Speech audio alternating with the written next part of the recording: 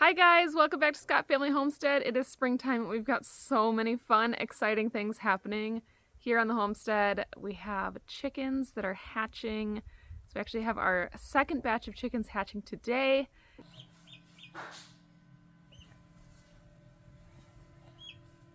We also have piglets that are growing so big. They are already 9 weeks old and ready to be weaned from mama. They are beautiful pigs and we're so lucky that they're all healthy.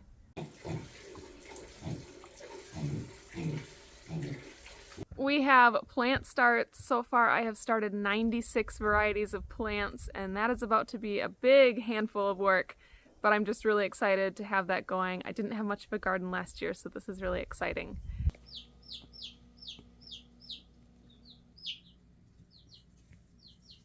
But in addition to all of the exciting and beautiful things happening on the homestead, we have a few springtime jobs that I dread and I've been putting off, and they finally need to be dealt with.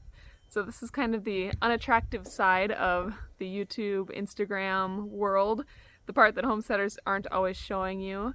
I'm going to start by dealing with these very overgrown apple trees. So they probably should have been trimmed up a while ago, but they're still dormant. They haven't leafed out yet. So I'm going to go ahead and get these all trimmed up.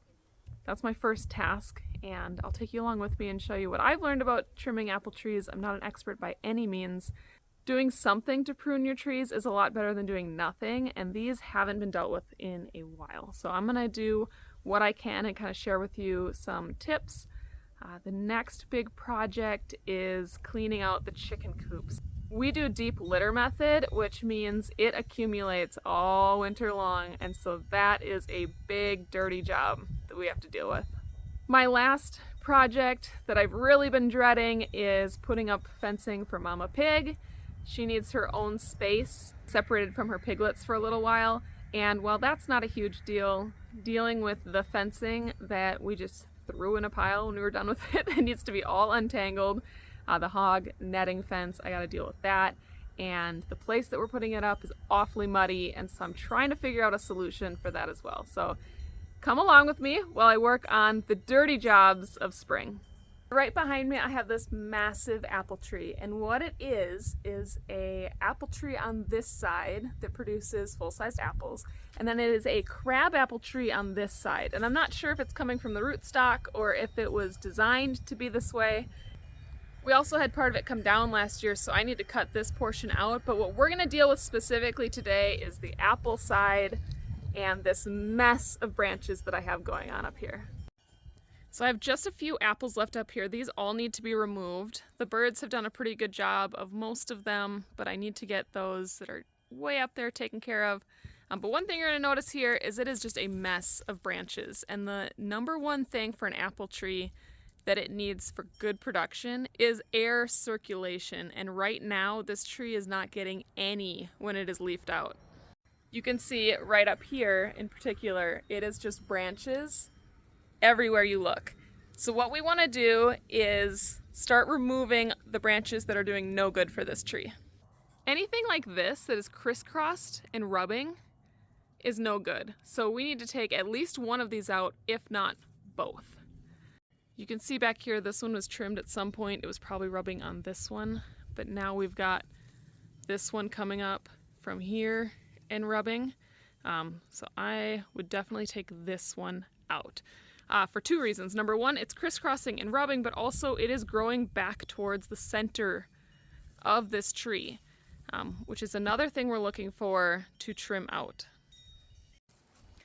Other things that I'm looking for are branches that sag down, that if they get loaded with apples, they're gonna snap. This one is not in good shape to begin with, but the direction of it is not helpful. And then also I want to get through this area, so I'm going to trim a lot of this stuff out so that we can walk through here, because this is a path that we use. We're going for inward growing branches, crisscrossed branches, anything that is growing downwards, anything that is against your fence or in a walkway or in the way of where you want to be. And then lastly, you get some of these very smooth, straight up sprouts, and these aren't going to produce fruit. So you can trim these out of here for better airflow as well. You can also see those on this crabapple tree. They're just little sprouts that come out, and all of these can get trimmed off. If you're choosing to shorten a branch, one thing you can do is look at the buds and branches. Whatever direction the last bud that you leave, whatever direction that is facing, that's the direction that that branch will grow. So you can kind of change the directions of branches by trimming to the point of a bud that is facing the proper direction. So I'm gonna just go for it and start trimming this up. You don't want to take more than 1/3 of the tree at a time. I try not to go over 1/4. I will not be able to fix this all in 1 year. And so we're just going to do a heavy pruning on it, do the best we can, and next year we'll fine tune it quite a bit more.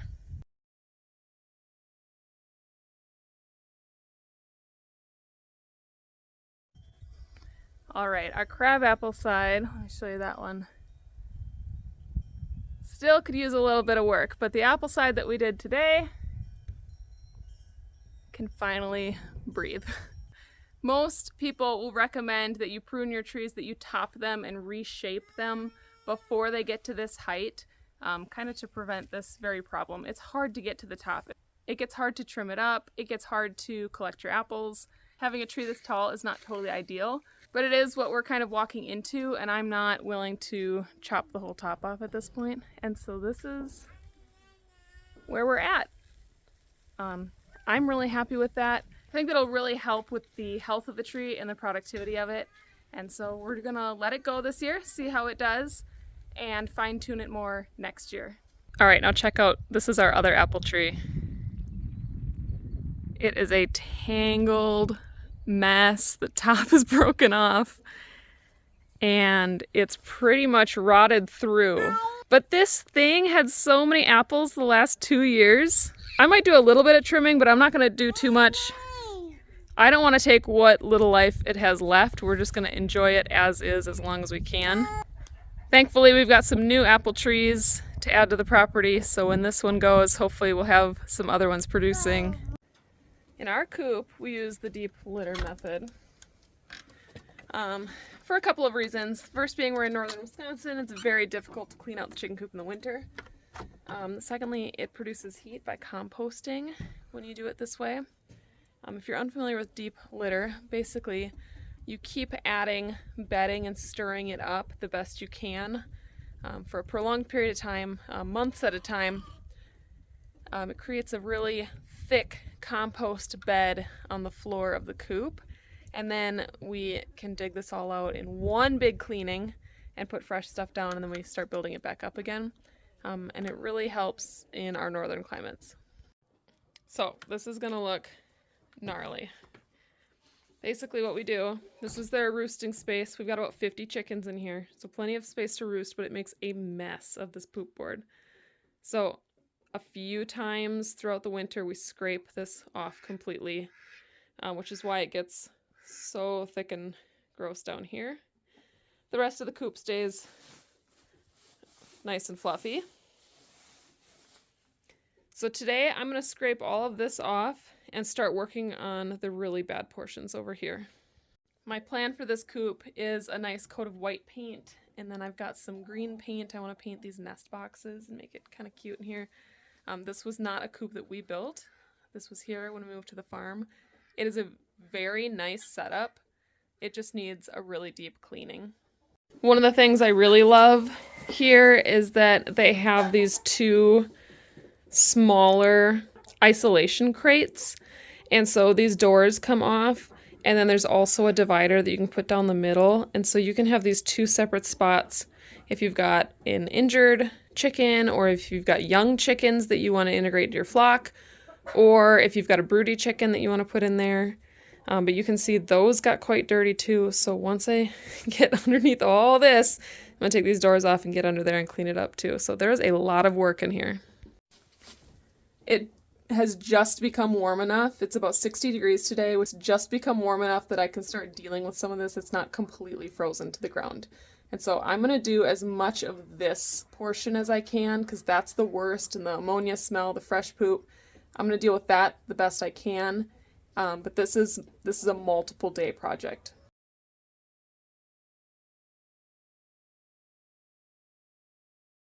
One thing I didn't mention, I do all of this with a mask, and I have all of my windows open. And so let's see if I can show you. All of these windows have hardware cloth on them, and so I can leave these open overnight for this to air out. And it is completely predator proof that way. And then we have our omelet door on the outside here. The omelet door closes up at night, so we don't have to be doing that on our own, and we really love that. It's totally worth it. Probably 3 or 4 more hours and they'll be coming in, so this will have some time to settle. We'll be back in here on the next warm day and we'll finish taking out all of this other fluffier stuff and getting started on doing a little coop remodel. These chickens spend almost no time in the coop. They are out very early in the morning until as late as they can at night. They basically just sleep in there and lay eggs in there. I think they're very much looking forward for some green to start popping up. Here's their omelet door. Even the ducks use this. They go up the little ramp there, and it is all automated. It is time to get these guys out on pasture and get them weaned from their mama. So we've got 9 piglets in here, and then we have one that mama kind of kicked out. I'm not really sure why, but he was not gaining weight like the others, and we separated him out so that we could get him some extra feed and some milk, some cow's milk, and he's growing really good and doing fine. Brian tried to reintroduce him this morning, and she actually started biting at him and would not let him nurse. So he is separated. What we're going to do is get fencing set up so that we can get all of the piglets in one area. Piglets are 9 weeks old as of today, and they should be all ready to be weaned. More than ready to be weaned.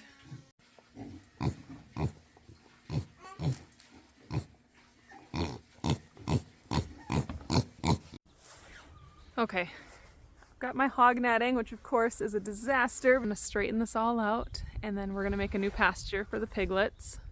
You can see it's pretty wet down here, so we're gonna expand out into this grassy area, and I think I'm gonna come from this corner and come forward a bit so that they're out of the really wet stuff. Okay, first up, we built a spot for Mama. Now I'm gonna go take our other set of fencing and make a spot for the babies. That way Mama won't be in with Dozy quite yet.